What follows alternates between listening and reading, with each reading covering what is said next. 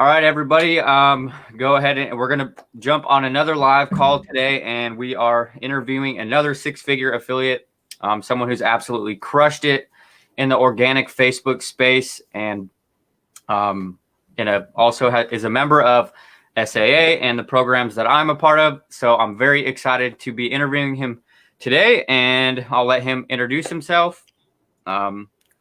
Oops. Thanks, Nate. Appreciate you having me, man. It's really good to be here. My name is Blake from just outside Chicago, Illinois, here in the U.S. Got into affiliate marketing, I would say late about 2 years ago, 2019. Got into SAA early 2020. At that point, I was starting from complete scratch. Went with that program, did my first 10K month within about 4 months from there, and then continually scaled things to six figures last year. So it's been a hell of a ride, and looking forward to another year of continued growth. That's super impressive. I know you were just mentioned in the group that you broke like what was it, a 10K week or something like that, or something crazy? Yeah, man, 12K a week. That's insane. So a little bit of backstory about you. How did you come into affiliate marketing? I know for me or a lot of people, they have tried other online ventures prior. Was affiliate marketing your first thing, or?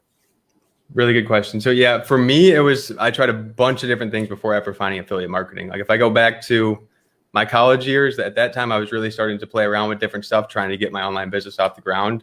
And I started with, first I grew up in a family business. So I did retail sales for jewelry.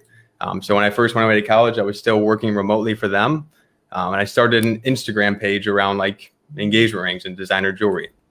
Grew that up, started to do paid shout outs, thinking I could make like 5K a month with that. Realized that I was making some money, but I wasn't super passionate about doing it. So from there, moved on, got into Amazon FBA because that seemed to be like the attractive thing at the time. Pretty much just watched YouTube videos on it for about 3 months, and then decided to throw $2,500 into inventory and actually literally launched a product that was confetti balloons. It was literally balloons with confetti in the inside. And the reason I did that was because with the product research I did, I felt that it was a good niche to go into. It wasn't a competitive product. After I launched it, things got super competitive. And I was able to get out of it, but I pretty much broke even with that and realized that wasn't for me. From there, went into drop shipping, did that for a little bit, couldn't get that off the ground. And then got to the point where I had to make a decision at college graduation, whether I wanted to work full-time online or go and do something that was actually making me money. At the time, didn't have anything established online, so I kind of had no choice. So I continued to work away at this online thing, and that's when I came across affiliate marketing. And for me, I like the model because I didn't have to worry about the fulfillment, didn't have to worry about delivery. All I had to do was worry about marketing and sales. Yeah, that's journey sounds very similar to at least mine. That's where I started as well. I didn't actually buy a product though, thankfully. Exactly. Yeah. So did you primarily do high ticket affiliate marketing for those that aren't aware? What types of programs did you jump into first, or were you fortunate enough to jump into your program that you're in now when you first started, or how did that come about? Yeah, so I would say in 2019 at the end, when I first started to become aware of affiliate marketing, I didn't really know it was a thing before. Started on YouTube, and YouTube usually always points you back to ClickBank at first. So that's where I started out at, picking products there, I thought about starting a blog and promoting like health products because I was really passionate about that. And that was all low ticket stuff. And then I took the one funnel away challenge, realized you could sell that for $100. So that made me become more aware of it, started to promote that a little bit. And then it got to the end of the year where I really hadn't made anything at all with affiliate marketing yet. And that's when I came across Jacob. Was in early last year. So for me, like the first affiliate sale I made was high ticket because I went in with Jacob then, and I focused on promoting high ticket products since then. That's pretty awesome. And you've basically just been able to do very well in Jacob's program. And what would you say has been a big contributing factor besides the training that has been the reason that you've been able to have a lot of success? It's a good question, man. I would say a big factor would probably be my mindset going into it. I think after trying so many different things in the past and failing. I could have went into it with the mindset of this is going to be another thing that doesn't work, or the opposite, going into it saying I better make 5K in my first month into it, or this isn't worth it. Instead, this was the highest program that I've ever invested in terms of price. I'd never put that amount of money into a training before. So I went into it with the mindset of I'm going to apply myself 150% and give this the absolute most time I can with the job that I'm working. And I know that if I do that, I'll make it work and I'll figure it out. And that was really the approach I took into it, not expecting anything in return, going in knowing that I needed to develop my skills and taking it from there. And things progressively started to develop as I worked at it every single day. Yeah, that's very important. I feel like is focus is basically, you're like we touched on a little bit prior to the interview, was spreading yourself thin and having so many distractions and all these other things going on. So do you only practice the methods that were taught to you in this program, or do you implement a lot of other strategies? What is your business model kind of look like right now? Yeah, man. So even going back to what you said about narrowing your focus, that also is a huge component in me getting things off the ground as quickly as I did and having the success that I did, because before I was trying to do too much. I was trying to do a blog. I was trying to promote things on 3 different channels, and I was spreading myself thin. And then when I realized that how powerful things can be when you simply narrow your focus and go all in with one thing, things started to actually pick up and go off the ground. So once I started to see that initial result with Facebook, realized that it was working, I wanted to master that platform. And that's really what I wanted to focus on. And that's how I hit 6 figures last year, was solely focusing on Facebook. And for me, I think the biggest thing that attracts me to Facebook and Facebook organic itself, especially in high ticket, is the fact that you can humanly interact with people on a one-to-one basis. It's very personal. It's not sending somebody to a funnel. It's not paying for any paid traffic. Like, you're able to actually have human interaction with someone. And there's no easier way to make high ticket sales happen than with that. And I knew the biggest driver in terms of me going from 0 to 10K a month was mastering Messenger. So that's really what I put my focus on for my first period of 6 months to even through last year, was just really mastering the whole Messenger process itself. Yeah, that's definitely, I can relate to you there. That's one reason why I was really drawn to organic Facebook, is really the art of being able to be proactive. That's the main thing for me is, I sat around and waited for months for my blog to rank. I still blog, but so if you had any tips for someone just starting, being where you're at, what would you recommend? Or, a lot of people, when you say you're in Messenger, what do you mean? Like, I know some people might not understand the process of, what you're talking about. Yeah, so I think to start, if we think high level backwards, like number one, if you're getting into affiliate marketing, pick one product that you're going to dedicate your focus to and promote, and narrow your focus to that. Really get a good understanding of what it is that product offers, what problem it solves, and then identify who are the people out there that are having problems that this solution can solve for them. From there, you want to think backwards and think about where these people are hanging out at. Facebook groups, Facebook business pages, wherever it may be. Go and find those people, add them as your friend, build your audience, put out content that speaks to them, and put out content that moves them into Messenger conversations itself. So without getting super specific, basically including call to actions in your posts to invite them to check out a training, check out the free thing that you're giving away, move that conversation into Messenger, where you can then open things up, move things down the process, and ask them a series of questions to see if they are a good fit for what it is that you have to offer. So in a sense, it's more of like a sales process instead of like, I see a lot of people when they first start affiliate marketing, they're looking for these automated systems and, something that's like really plug and play. And so basically what you're saying is you've been able to break 6 figures online utilizing Messenger. And that's basically you're being proactive and I guess, I don't know how to word that. You're right by being proactive. Like basically I'm putting out purpose-driven content that aligns with my offer, inviting people into Messenger conversations, and then moving that Messenger conversation towards my desired goal itself. But I think a big thing is being genuine about it, knowing that these conversations, you're truly just helping people. I think a lot of people overthink that. Like, they try to be salesy and they really want to make that sale. or if they just flip things back and were genuine about it and actually had good intentions in mind, things would be a lot easier. And to me, that's where I don't align with the various systems out there. Like, not going to name any programs, but systems that you're basically just sending somebody to a funnel and letting the funnel upsell them to the next thing, into the next thing, into the next thing. That's right. Cool if you're promoting that, but at the same time, like, to me, those don't teach you any sustainable skills that you can use to develop your business long term. Right, and I really like. So you totally made me. Now that you touched on that, so you are selling, but technically, like you said, you're helping people solve problems. And so what would you say the majority, like, do the majority of the people that you interact with and you talk with on Messenger, they feel good about having purchased things from you and interactions with you? Because I know that can be an objection from some people. They might feel like they're a salesman. And that's, so you made a really good point with that, Alon. Sorry to interrupt you there, but I think that's one of the biggest drivers that holds people back in sales itself, is because they feel like they have to be salesy to make a sale.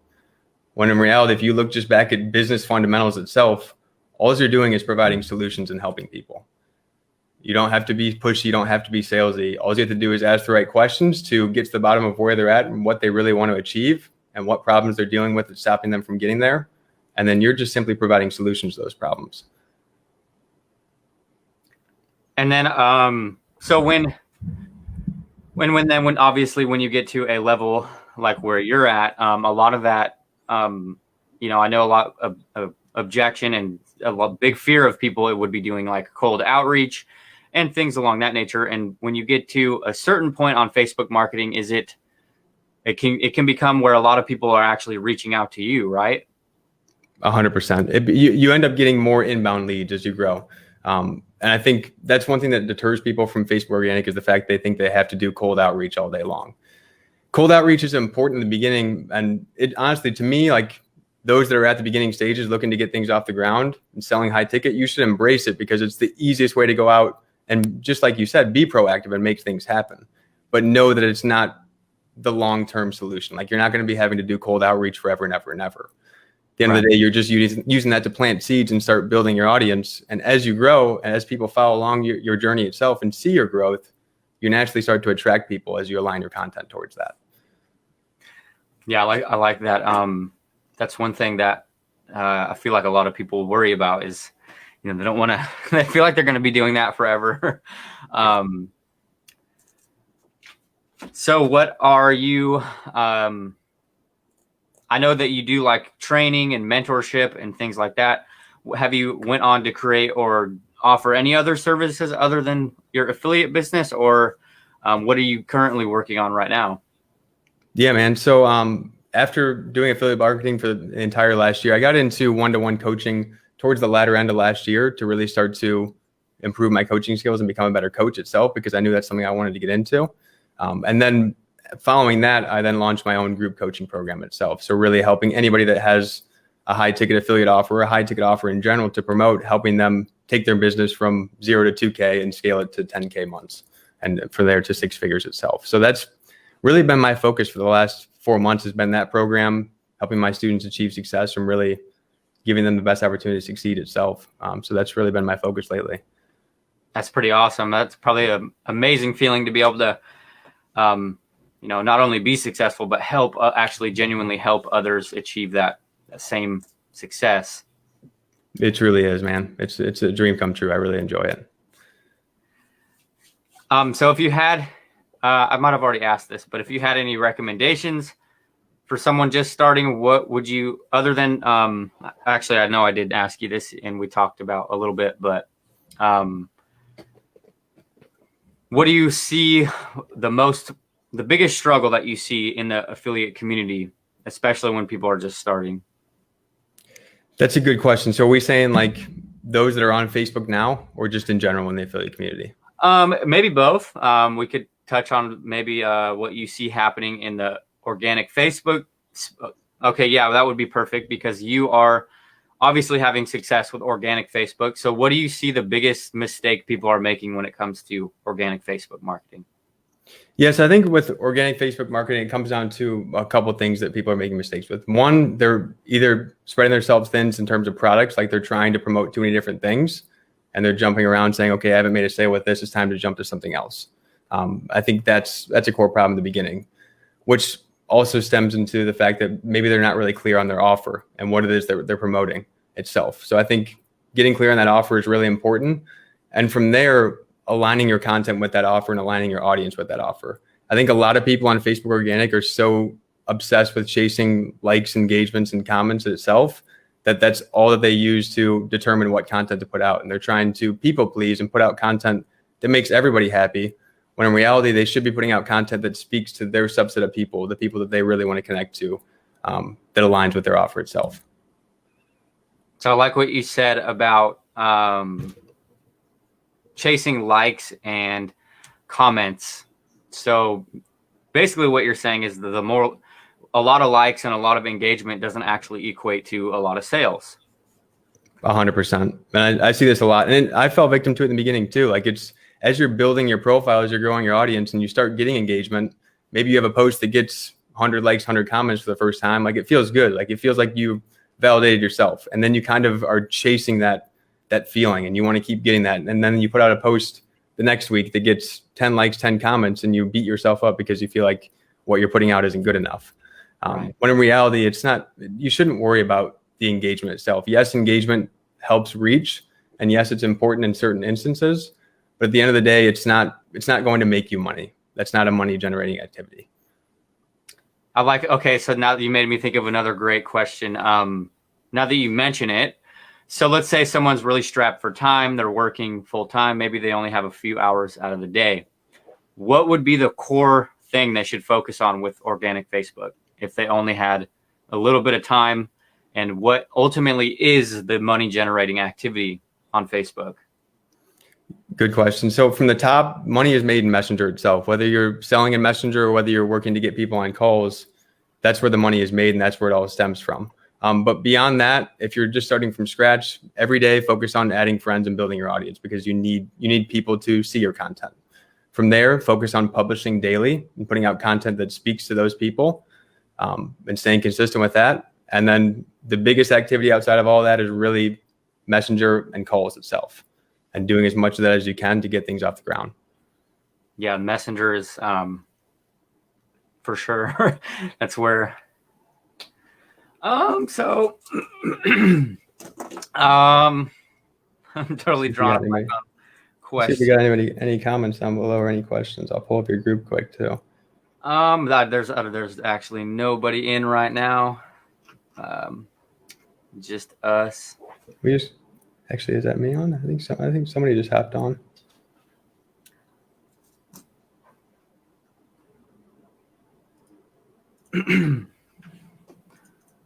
So how long have you been in the affiliate space? I don't know if I asked you that. Like, you've been over, 2 years now, maybe you said?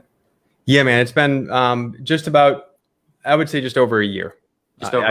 I officially really got serious with it at the beginning of last year, right when I joined SAA. Yeah, me too. I would say I've been in this space for a bit over a year, but I would say I kind of was serious until jumping into the same thing. I mean, I was serious, but it wasn't. I didn't focus really. I would just do a bunch of what I thought would work, and not with no real direction. Yeah. How important do you think, or you feel, is it to actually purchase products that you're promoting? Because I know that's a huge problem in the affiliate community. Is people want to jump into programs and they want to promote all these things, the new hot flashy items, but they don't actually purchase the product. Yeah, man, I think it's super important, because one, you're bought into it, and when you do buy into a program, you're a lot more likely to actually commit to it and go through it itself, and really get to the bottom of what it is that it offers and what value it provides. Whereas if it's something that's free, you're probably not going to look into it too much. You're going to just start grabbing the affiliate links and promoting it, and not really knowing what problem you're solving or what you're offering itself. And the other benefit with that too, when you're investing into programs to promote privately hosted products that require an investment, they're not so saturated. Whereas products like ClickBank, everybody's out there promoting them, and everybody's promoting them in a different way. Some incorrectly, some correctly, and it messes up the positioning of things. Right. Yeah. I like how you mentioned that, where, especially if someone grabs an affiliate link on ClickBank and then everybody's just promoting it, with sometimes with the same template, the same exact offer. There's no uniqueness, and then you're also getting pooled together with the people that are promoting it unethically. So that can be a struggle for sure. So sorry to interrupt. Stemming off that, like what we were talking about, I think one of the biggest, like if I were to look back at my 2020 year itself, one of the biggest things I realized is that never be afraid to invest in yourself. Like I literally put $25,000, $30,000 into my business last year, and it only led to continued growth. It only led to continued development in my skills. And ultimately it led to me hitting 6 figures last year. And it wouldn't have happened if I didn't put that money into it. I think a lot of people are afraid to invest in their business because they're worried they won't see the return. But at the end of the day, any program that you invest in, as long as you're getting one mental breakthrough that leads you down a different direction of your business itself towards a better path, it's worth it. I think that's a mindset that I have going into programs that's allowed me to really get the most out of them when I join them. Yeah, I can really relate to you there, especially I think I remember hearing it in a video I watched one time that, sometimes purchase programs literally just for a portion of the trainings because that might be an area that you need to improve on. I know for me, that's when I joined SAA, that was kind of where I was at is I really wanted to learn sales and learn how to be proactive and opposite of what I was doing. If anybody's unfamiliar with the way blogging works, you basically sit around and wait for the algorithms. And that's what I did for, 6 months. So do you promote a lot of products or do you solely promote SAA? I know a lot of people will promote similar products or in different categories. What have you kind of found that sweet spot? Do you stick with a singular product or do you promote a couple different things depending on price points? Yeah, I think for me, like early on, like it was really just solely SAA in the beginning. I think I floated around with a couple other products as I was going through SAA until I really went through the whole training and realized how powerful it is and the fact that it's a well-rounded offer itself. Like it's not one-sided. And I think a lot of products out there are one-sided. They offer training, but they don't offer support. Or they offer a nice affiliate program, but they don't offer training and support. Whereas to me, SAA covers all 3 of those pillars. They have support, they have training, and it's in a solid affiliate program with it. So that's what really appealed me to it. And that's what made me want to get it into the hands of other people. So I really just focused on that corely for probably the first 8 months of last year, as well as some other lower ticket stuff on the back end if that higher ticket option wasn't a good fit, software and things like that. But for the most part, I narrowed my focus to that one core high ticket offer until doing my own thing. And then now that you're doing your own thing, that's kind of just like alongside of your affiliate promotion, or is that an instead of type of thing? Yeah, man, it's a separate thing. So to me, it's really it all depends on what's the best fit. Like if it's someone that's just getting started with high ticket, I think SAA would probably be the better route to go because you get access to a solid affiliate program to promote. And it's well-rounded in that perspective. Whereas my coaching, it's more high-touch coaching. I'm doing 3 hands-on coaching calls a week, really helping people that already have a high-ticket offer in place, wanting to take it to the next level. So yeah, mainly you're helping people that are maybe struggling a bit and need extra help or need some like solid guidance and stuff. So Exactly. do you want to talk a little bit more about that? Your coaching or Yeah, man. The other, with my coaching, I'm actually also rolling out a free 5-day challenge for those in the group here that want to participate in that. So I can get you a link to that after. But it's basically going to be a 5-day challenge walking you through the pillars of what I did to build a 6-figure business, and ultimately how you can go about getting calls booked right away for your business and start presenting those offers and making high ticket sales happen. That's pretty awesome. So you're putting together a whole. I think I saw you post something about that. Definitely will have to take part in that myself. And that's something. Yeah, should kick off early next month. I'm planning to release it then. That's pretty awesome. So if you don't mind me asking, what is like a price point or, is it a high ticket coaching program or is it, It is, man. It's similar to SAA in that way. It's a high ticket coaching program just because it's a 90-day accelerator program. So that I do 3 calls every single week. 2 of those calls being with me. And then I also have a mindset coach on my team. It's been a mindset coach for over 10 years. And then I also just recently brought an accountability coach on board as well to really make sure that my students are taking consistent action weekly. So that's pretty awesome. Yeah, you have it. So it's basically a full-fledged program, and as you mentioned, the 90-day mastermind type thing. Yeah. And for me, I wanted to fill the gaps because I see a lot of people mindset and accountability. That's two things that so many people deal with that's holding them back from actually achieving the success that they want to achieve online. I know if I can help solve that for them along with my business coaching, it will go a long way. That's pretty inspiring for sure. And so I've seen quite a few of your students actually on Facebook, and you've helped people achieve success as well, right?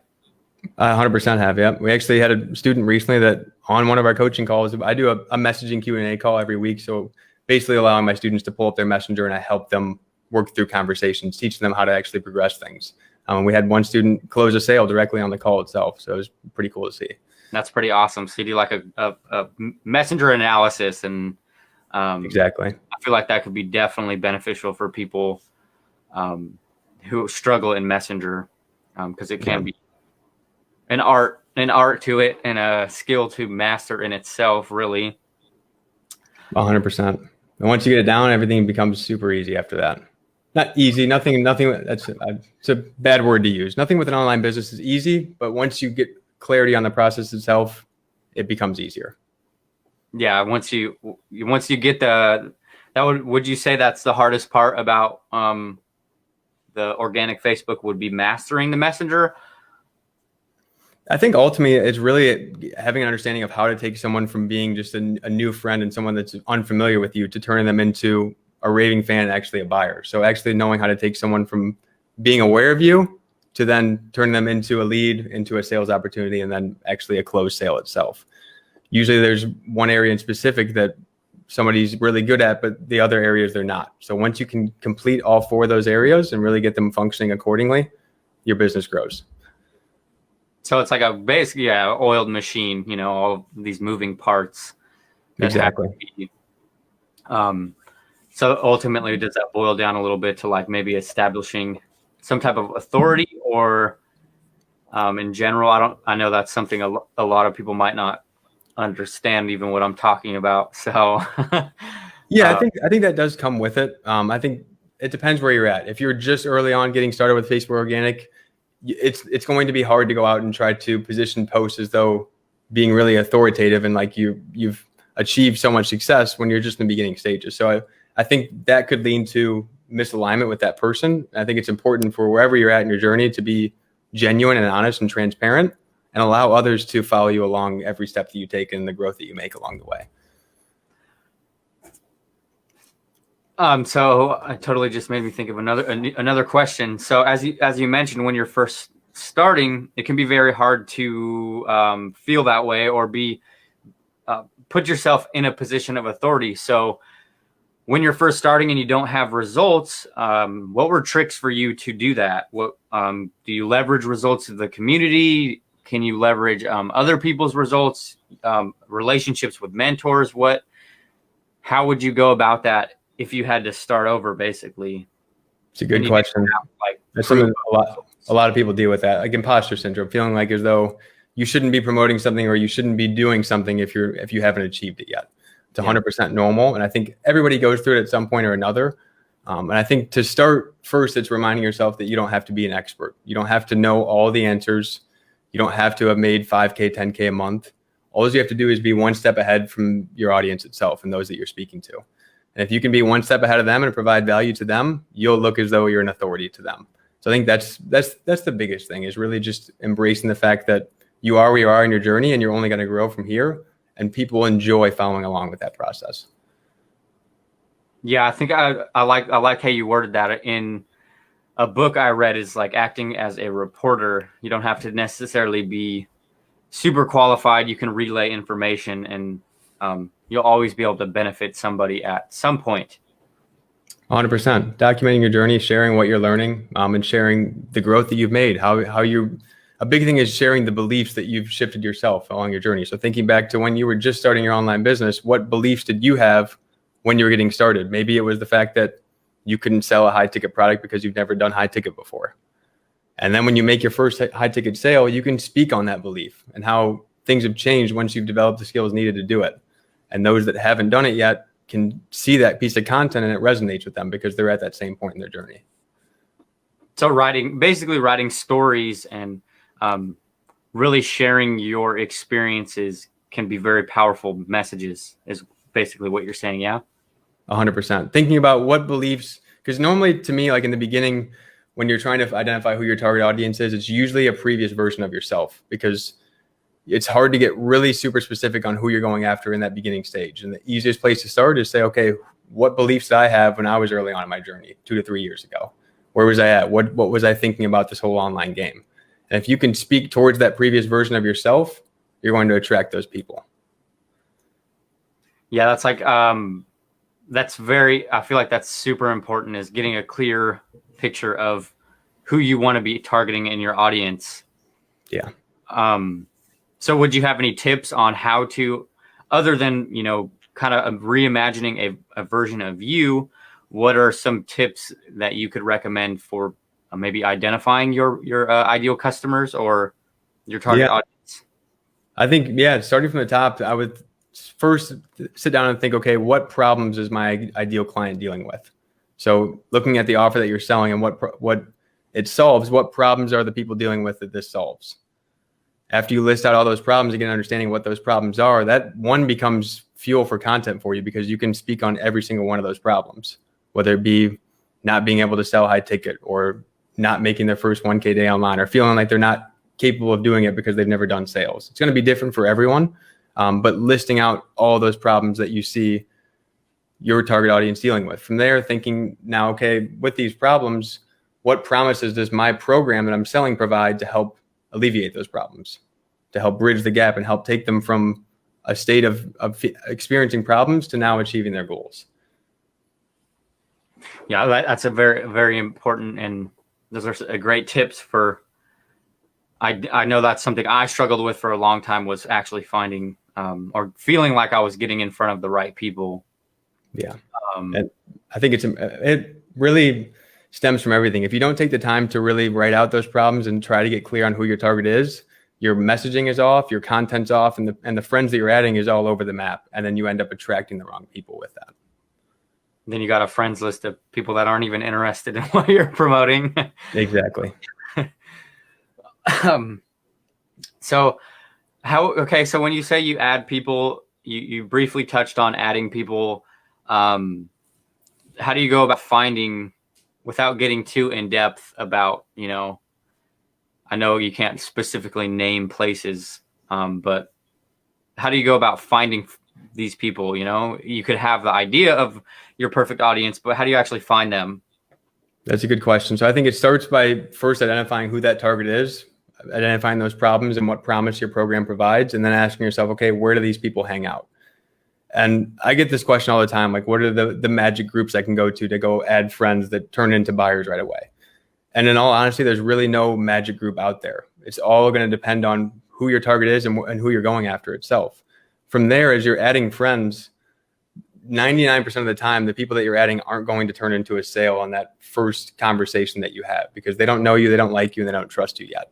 No. So it's after you add them, it's up for you and your content to start building that trust, building awareness around you, and nurturing them to the point where they're open to having a conversation with you and actually open to considering how you can help them. Yeah, that's something I struggled with for sure, was feeling like I wasn't in the right groups. And as you mentioned, it's a kind of an art to it. You're kickstarting algorithms, and you want to, you're building relationships. So you're planting a seed in a sense, right? You're not necessarily looking at making a high ticket sale right off the bat in the first message.